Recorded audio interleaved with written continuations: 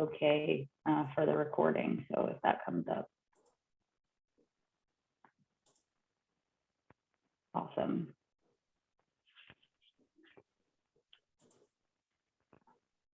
Well, hello. Welcome everyone. It is 1 o'clock now on, what day are we at? Monday. It's June 6th, and we're going to dive into talking about the Healthy Habits Challenge that I am working with Nexamp and the crew over there to run for you guys.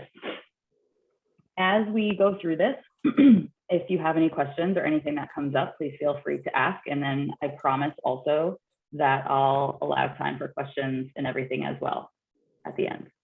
Cool. I am Sarah Callahan. I own a company called Nutrition for Life, and through working with some of your coworkers have helped to set up this challenge for you guys for Wellness Month in June. Super excited to work on some healthy habits, as the name indicates, and I'll be there to guide you throughout. So the purpose of this conversation today is to review the things that we're going to focus on over the course of 25 days, answer all the questions that you have, and also review kind of the setup that we're going to be looking at moving forward. Cool?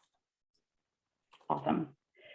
So the goals of this Healthy Habits Challenge, quite simply, is to focus on and establish consistency with sustainable nutrition and lifestyle habits.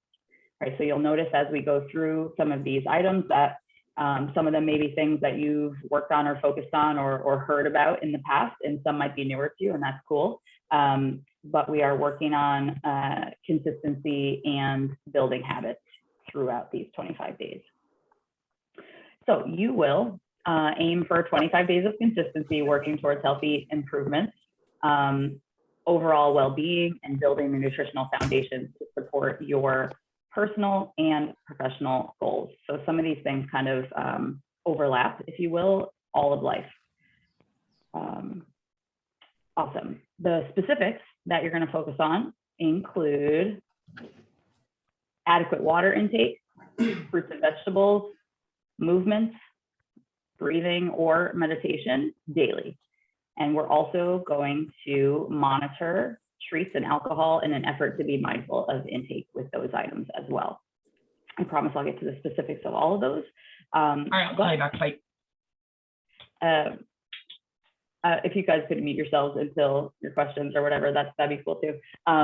But often when we do challenges or diets, we focus on removing certain things or restricting our food choices, and that doesn't necessarily reflect real life. This can cause us to go right back to what we were doing before the challenge after it's over, right? So you may have done things where it's like 30 days of no sugar, or you've done a dry January, or tried to cut back on certain carbs, things like that, right? When we take approaches like that, those rules can be super helpful. And at the same time, they don't necessarily teach us how to interact with those kinds of foods day to day outside of that period of restriction. So part of the goal of this challenge is to focus on including the pieces that do speak towards our goals and our health, while also being mindful of some of those other kind of treats or accessory type items. And we're aiming to create lifelong positive habits, right? In my experience working with people on nutrition and fitness, and really overall life kind of goals, this approach seems to be the most helpful and most constructive, because we can then establish reasonable boundaries around certain things if we need to. We can notice what comes up for each of us in our lives, and then be able to support our future selves. And then equally, when we work on including the pieces that we want to have that speak to these different goals or pieces of health, that can allow us to check off boxes a little bit easier and feel like we're winning and building momentum, as opposed to just continuing to restrict. So it's a little bit of a different approach, but one I find super helpful, and I imagine you guys will too. So additionally, many challenges out there are also strictly results-based. And while certainly results matter here, the focus with this challenge is more on the process and the habit building and showing you that you can achieve what you want without having to completely remove things from your life that you love, right? A lot of challenges, again, along these lines have goals around how much weight you lost or how many steps you walked in a certain period of time, or any kind of work that you've done or didn't do, right? Gains or losses. And if you have goals along those lines, certainly I support you with that. That's just not going to be the primary focus here. Okay. So what I would like us to do to start is just think about, maybe you write it down, maybe you just have it in your mind, type it out, whatever. What is your why for participating in this? So why did you decide to attend this call today? Why did you decide to sign up for this challenge? Just take a couple minutes here and think about how this fits for you or what you're looking to accomplish. You won't have to share anything like that. I just generating thoughts. Go ahead.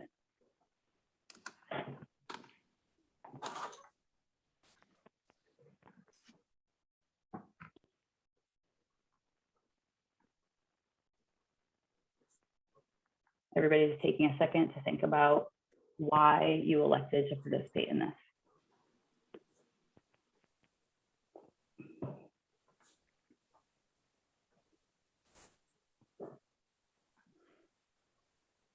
Awesome. We might use this why statement or the answer to that question to create a goal for yourself at the start of this challenge. So if your why is significant, you can use it to create a goal or something that you are looking to accomplish. It's completely personal. It's 100% up to you. But I want it to be something that is important to you for a good reason, right? A lot of goals that we might create are, I want to lose 5 pounds, right? And that's all well and good, but I would also like you to think about why is that significant to you? Maybe it's, I want to lose 5 pounds so that it's easier to keep up with my kids when they're running around the yard. That's a great reason, right? Maybe it's, I've had some health issues in the past and I'm looking to establish some protocols in my life that will help me get out of those health issues, right? I'm looking to establish a fitness routine. Great. I want to drink more water. Awesome goal. We'll talk more about that in a second. But these are the types of things that will generate your whys and have that deeper reason for why you're signing up for something like this. You might also, along these lines, consider adding some data points or metrics to your process. Are there things that you would like to see changes around? Then we can bring these into that conversation as well, right?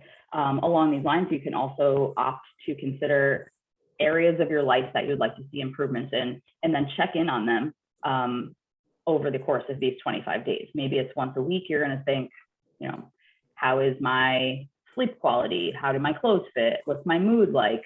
What's your energy level? How do your workouts feel? What's your work productivity looking like? Those are the kinds of things that if they matter to you, that you can reflect on and use to gauge progress here. If none of those metrics necessarily make sense for you, you might also just simply spend a couple minutes writing down how you feel at the beginning of the challenge and then revisit that statement or check in again at the end of these 25 days and see what changes that you've seen. The reason why I bring these pieces up is certainly because we want to be working on things that are significant and important to you, right? I could very well ask you to, check in on how your clothes fit on day 1 and day 25, but if that's not something that's important to you, then it doesn't matter to me either, right? So I want this all to be significant to each of you. Cool. All right. How is this going to work? Every day from basically today until the end of the month, you're going to check in with how much water you drink, how many fruits or vegetables you eat, movement that you do, meditation or breathing, treats, and I'll talk more about that in a second, and alcohol, right? We'll get to the specifics of what you're going to aim for, but I'm going to give you a tracking sheet that looks like this. That's going to allow you to check off the things that you are able to accomplish on all of these 25 days. I totally realize that it's already part of the way through this first day, so you can give yourself a kind of a pass here, or just do your best with the day that we have remaining. But you can use this sheet. I'll get it to you through our email or a Slack channel that we're going to set up. I'll tell you more about that in a second. Or you can keep track on your own in a notebook, a spreadsheet, whatever it is that you like, right? There are a total of 150 boxes on this grid, right? It's 6 items for 25 days, and you're going to check off as many of them as you can. So with this, you'll aim to build the habits over time that we're addressing here and aim to be as consistent as possible. If you can get between 120 and 150 checks, that's 80% success in looking at these particular elements of nutrition and health, and that's super awesome. And that's really what the goal is with this. It's not perfection. It's not make sure that you check off all 150 boxes, but it's learning about ourselves and our habits and building what we want to maintain after this. As I said, perfection is not necessarily what you should aim for, but instead sustainable efforts with these habits for a full 25 days. At the end, you'll be able to see areas that you have nailed down, which I imagine will be satisfying, and also where you have room for improvement. So if you happen to notice that your movement boxes are not as filled in as your water boxes are, then maybe that's something worth focusing on moving forward. Cool. All right, so let's start to dig in here. I'm going to give you all of this information after, but if you feel so inclined as to kind of do some math and thinking about as we're going through this, you're welcome to do that. So the first thing that we're going to talk about today is water. All right, we are going to aim to drink half of our body weight or goal body weight in ounces of water per day. All right, we'll do that math in a minute. But staying hydrated is super important for helping us move nutrients around our body, to support fitness and body composition goals.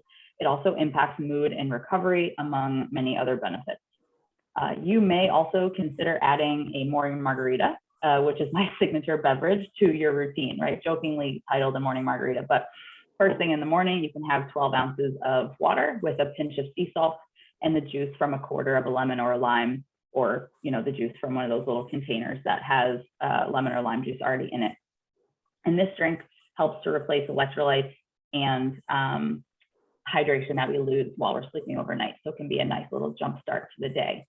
Okay, to hit your water goals, you might consider breaking down the total ounces of water that you need into manageable pieces, right? So for example, if you have a water bottle that is a third of your goal water, then that's what you can aim to check off, that you drink it 3 times, right?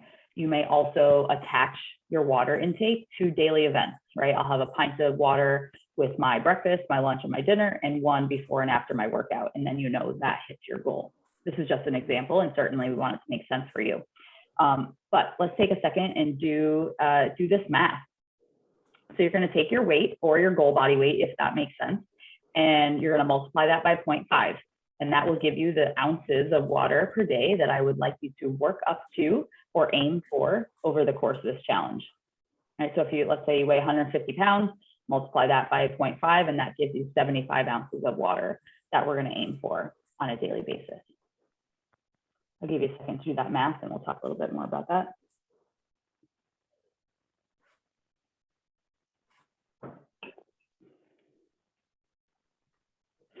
Awesome.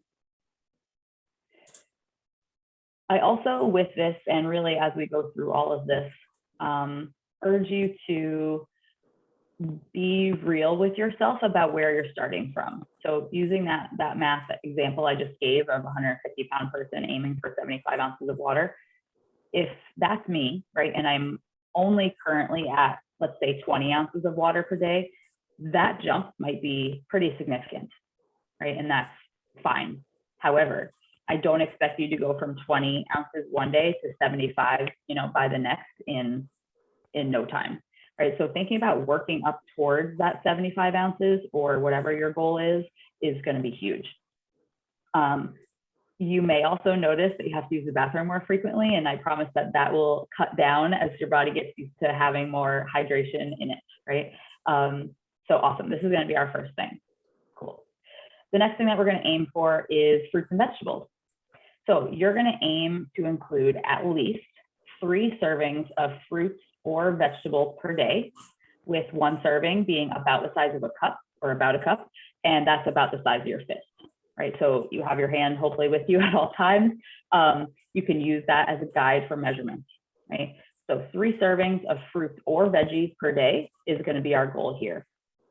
You can literally include any fruit or vegetable that you like and enjoy.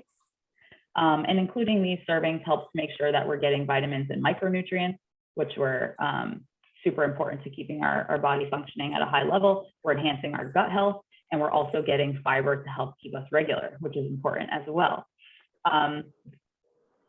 In past conversations around this topic, something that gets brought up here from time to time is around sugar, right, with the consumption of fruits.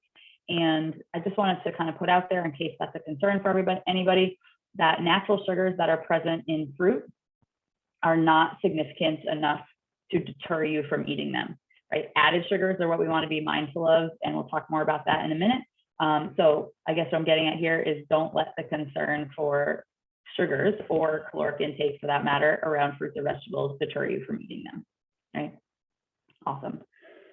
Excuse me. Okay, treats. This one will be interesting. We're going to aim to have between 0 or 1 treat servings per day. For most people, when we mindfully include treats, if we want them, we are less likely to overindulge on them, especially after trying to resist or restrict them. When I was talking at the very beginning about other challenges and how they may or may not be formatted, this is one of the things that is typically restricted completely, right? No sugar, or no treats, or fill in the blank with whatever the wording is that we use here. And again, in my experience, that complete restriction is not necessarily the answer. However, understanding how each of us interacts with different foods, mindfully including the ones that we enjoy if we want them, is super, super powerful as a skill for your own relationship with food moving forward. This is a really important one. Now let's get into what actually counts as a treat, right? Treats are anything that is overly processed, calorically dense, or higher in added sugar. This is things like cookies, chips, ice cream, candy, etc. Serving sizes for these can be indicated by the package or by using your own reasonable judgment. So it's a piece of cake. You don't have to measure out, a slice of cake according to a package or anything like that. And I also understand that this is a super broad definition. Yeah. And I want you to be real with yourself when making your judgments about what counts as a treat, right? If it's something that you would have for a dessert or outside of a meal, then it's likely a treat, right? If it's something that you would include as part of a meal, it's probably not in this category, right? I wouldn't put breads in this category. That's a one that gets brought up a lot. If you have specific questions about this, we'll get to this at the end, but this is what we're going to go with for our definition of a treat for now. Okay, alcohol is the next thing. We're going to be mindful of alcohol intake for these 25 days, and you're going to give yourself a check if you have 0 alcoholic beverages that day. Contrary to how this might appear, the goal is not necessarily to never drink, but instead it is to be mindful of how frequently we are including alcoholic beverages and increase awareness about how alcohol impacts us, both physically and calorically speaking, right? Alcohol negatively impacts our sleep and recovery, making it harder to reach any body composition goals that you may have, performance goals, athletics, any of that. It adds empty calories that we don't use. Alcohol is its own category as far as like comparative macronutrients go, like protein, fats, and carbs. It doesn't necessarily fit into any of those categories because we don't necessarily use it or digest it in the same way as other foods. It certainly impacts our judgments when making other food choices surrounding drinking, right? For many of us, the actual drinks are not necessarily problematic, but it's more so the choices that we make while we're drinking, right? Have a couple of beers and then all of a sudden we're ordering nachos or something along those lines. Alcohol is typically higher in sugar, carbohydrates, and calories that make us feel less hydrated and tired. One more note about this. If you are someone who drinks regularly or daily, here are a few strategies that you can use to try to adjust your drinking frequency if that is significant, right? Consider why you're having any drinks that you're having. Is it for stress relief? And if so, is there another way that you can relieve stress? Is it habitual? If so, is there another activity or a beverage that you could have in its place? If it signifies the end of your workday, is there another way that you can do that? If it's social, right, maybe you can have different types of drinks that can still allow you to be social without the potential negative of alcohol.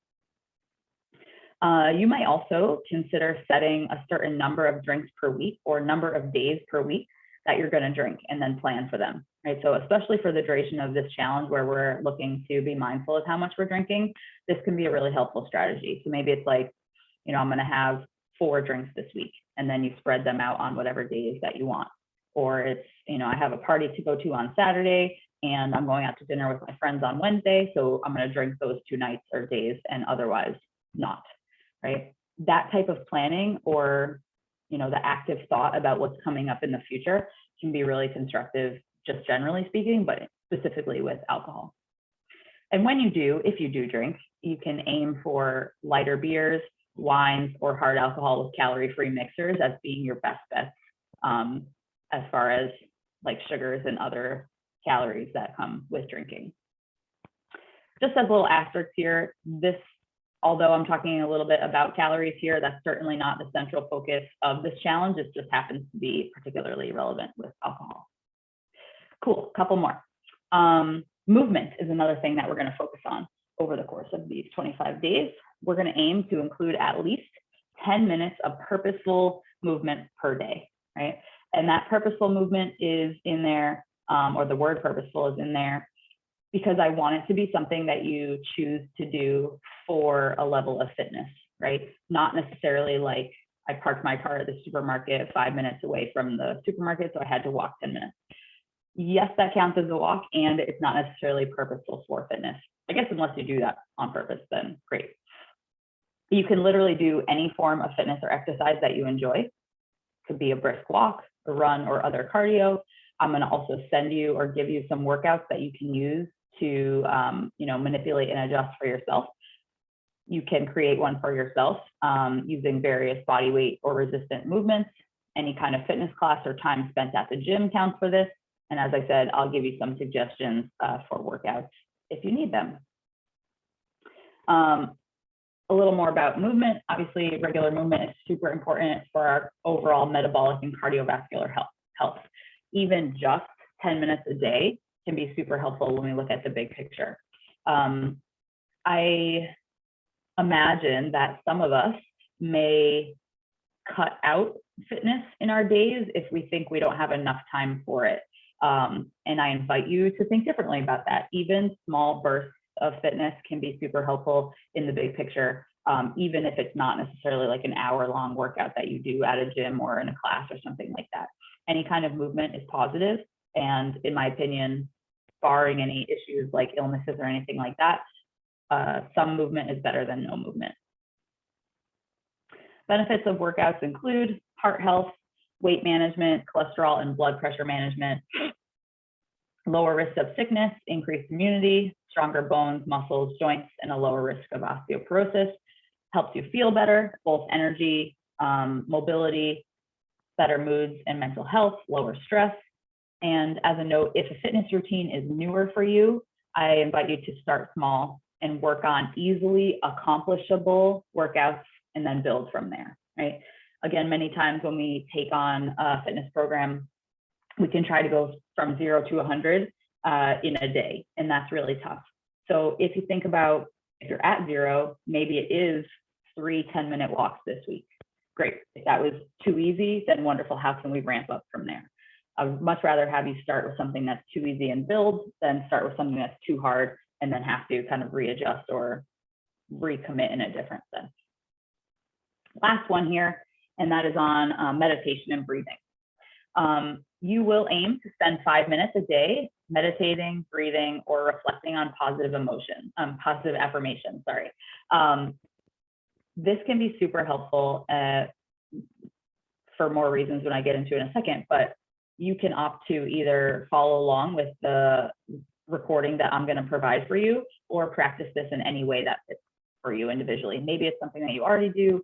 Maybe it's something you've tried in the past. Maybe you just want to sit quietly for 5 minutes on each day and contemplate great things about your life or what you're trying to accomplish, that's wonderful, and that will count too. Benefits of breath work and meditation include stress reduction, faster recovery, better sleep, improved athletic performance, enhanced creativity. Let one more person in here.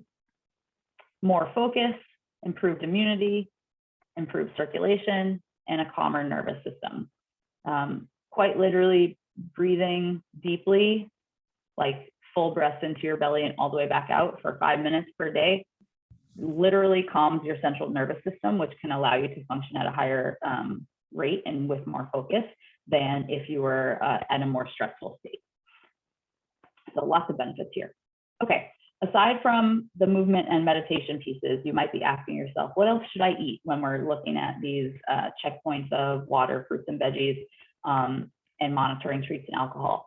So what else should we think about? Besides the goal pieces that we addressed, you can pretty much eat whatever high quality foods that you want and making sure that we're checking in with our fullness levels regularly.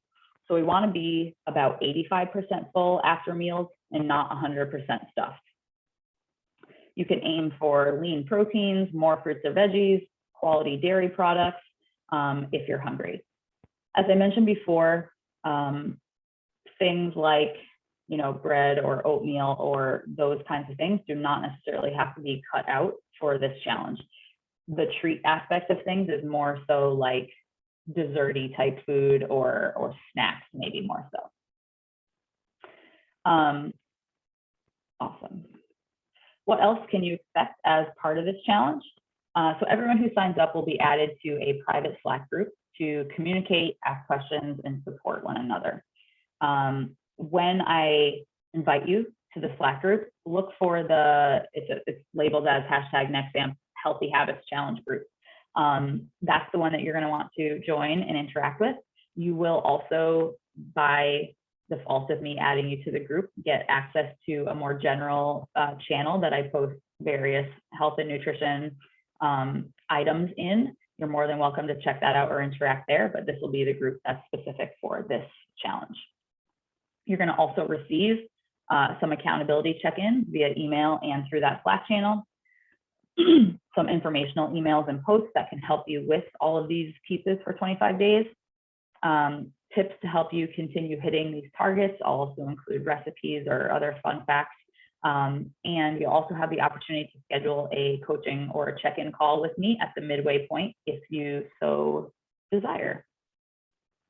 So how can you be successful with this challenge? The first one is to prepare. And I understand, as I mentioned earlier, that this technically is day one, so preparation time is potentially limited. But for moving forward, you might consider creating a shopping list or planning out your habits, right? So if it is thinking about how your water amount is broken down over the course of the day, or when you'll include your fruits and veggies with different meals or snacks, that's going to be helpful.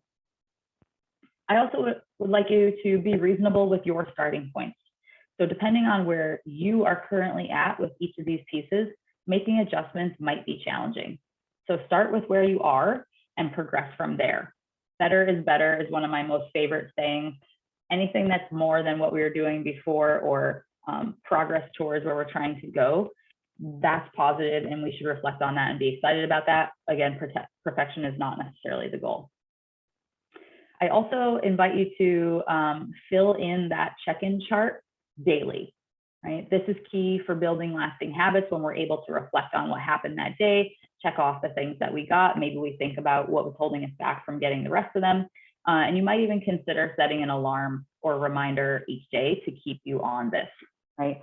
When I first did this with another group a while back, I asked them if they wanted to, for me, each day at 8 p.m. to share a little reminder in the Slack channel to check in on their habits, and they said that was super important. So we could figure out if we want to do something like that. Otherwise, you can consider setting your own alarm or reminder so that you're able to check in with your own habits each day. And the last thing is to lean on the Slack group and your peers, right? Ask questions, ask for support, celebrate your accomplishments, share something that was particularly helpful for you in what you're working on. And again, I'll share some tips and recipes and things like that that can help us with moving forward. You might also opt to follow me on Instagram at Nutrition for Life Project. I post a lot of recipes and tips and things there. So you can check that out if you feel so inclined. Okay, so as you know, this is a 25-day challenge. This will take us through June 30th. But what happens after that? At the conclusion of the challenge, you'll be asked to submit any progress or accomplishments via a Google form, and then winners will be decided. There's going to be a couple different categories for winners and prizes, and they'll be determined as the results in connection to your own goals, adjustments that you made, physical, mental, and emotional, social changes that you've seen.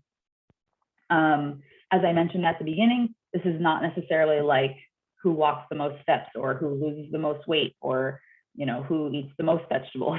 That's not necessarily that.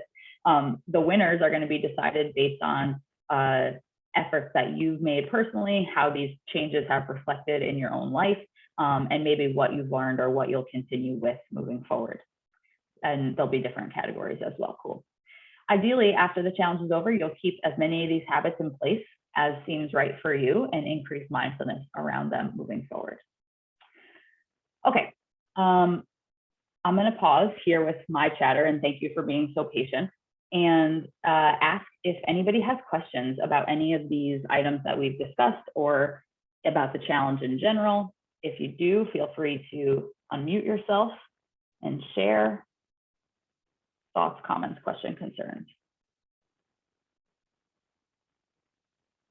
I was just curious if like a yoga session would count for movement. Absolutely. With yoga counts? Yeah. Yeah. This is a good question. Yeah, I think, yes, it absolutely counts. Any purposeful movement is good to go. It doesn't necessarily have to be like cardio based, if that's what you're getting at. Does that make sense? Yeah, that makes sense. I just wanted to check. Thank you. Absolutely. Yeah. Anybody else have questions about any of these kinds of things or items that you may or may not include?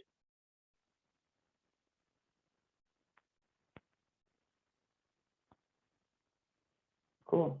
Anybody need help doing math on their water intake? Awesome. Okay, so if you do have more questions, I'm going to stick around on this Zoom for a couple minutes. Otherwise, I'm going to post this recording or give it to you guys in the Slack channel and or via email.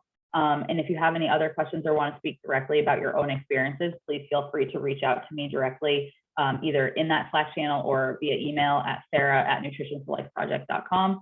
Awesome. Let me stop sharing here. And then, Sarah, sorry. Do we have to sign up for the channel, or does it automatically sign us up when we did the link? Yep. So when you signed up through, I believe Natalia sent that out. Is that right? Yeah. When you signed up, I'll get your email information and I will add you to the group directly. So you don't have to worry about that. You should just look for an invitation. Probably first thing tomorrow morning is when I'll aim to do that. Awesome. Yep. Thank you. Have a good day. Thank you. Thank you. You too. Awesome. Anybody else have anything? Yeah, I've got one question Yeah. just around like artificial sweeteners. Would that count as like a treat if you put that in your morning coffee? I just ask because it's like technically a very processed type of ingredient. Yeah, that's a super good question. And I'm going to say that I would not count that as a treat. No. The fact that it doesn't have any calories and that it's a potentially useful tool for adjusting sugar intake leads me to say that that doesn't count as a treat, and go ahead and use that in your coffee if that's something that appeals to you. Yeah. Yeah. Does that help? Yeah, thanks. Yeah. What else? Anybody else have things? Sarah, Rebecca wants to know if crackers are treats. Crackers are treats? I don't think so. Told you. You said no? I said no. Nice. But, yeah. Yeah. Here's the thing though, in all seriousness, whether it be crackers or any other item, if it's something that you as an individual would like to be more mindful of your intake around, then that could be something that you can focus on. Generally speaking, I would not say that that's a treat, but if you know, hey, I eat 25 crackers a day, maybe that's too many, and I'll cut it down to 5, that's a great mini goal. Does that make sense? Yeah. And although we're using crackers as an example here, I think that can count for anything really that we're looking to be mindful of intake around. Yeah. Is that okay, Rebecca? Yes. Yeah. Is whole milk quality dairy? Yes, I think so. And I also would invite you to think about why you just like whole milk, then yeah, absolutely go for it. If it's looking for a protein source, then it's a good source, but something like a Greek yogurt might get you more bang for your buck and be more filling. But if you just like whole milk, absolutely it's quality dairy. Yeah. What about if Austin just wants to have a milk Wednesday where he chugs 3 gallons of milk? Is that a real thing? It is. Austin, Okay. don't pretend like you're just being healthy. But if, again, I would think about your goals around that. Do you have, I don't want to say health concerns, but do you have body composition goals? How do you feel after drinking that much milk? Like those other factors that are at play here could be in conversation. Otherwise, yeah, it's absolutely counts. Yeah. Feel free, anybody else, to throw questions in the chat too. Awesome. Yeah. Natalia, do you have anything to add or questions? Anybody on your end? One question that we had at the other challenge was does the water in protein shakes counts towards water intake? Yeah, this is a good question. And she asked, does the water in your protein shake count towards your water intake? Yes, it does. And in fact, if you drink tea or things like that, that can probably count as water too. I just wouldn't necessarily count coffee because it doesn't impact us in the same way. But yeah, water in your protein shakes definitely counts towards your water intake. Also, seltzer water counts towards your protein intake if that's something that appeals to you. Exciting. Anything else? Added sugar, is there a good amount? I drink a lot of like kombucha. Is there like an amount we should kind of stay in range with? Obviously it's not like necessarily consider like your treat, but just something to be mindful of. No, this is a really good question.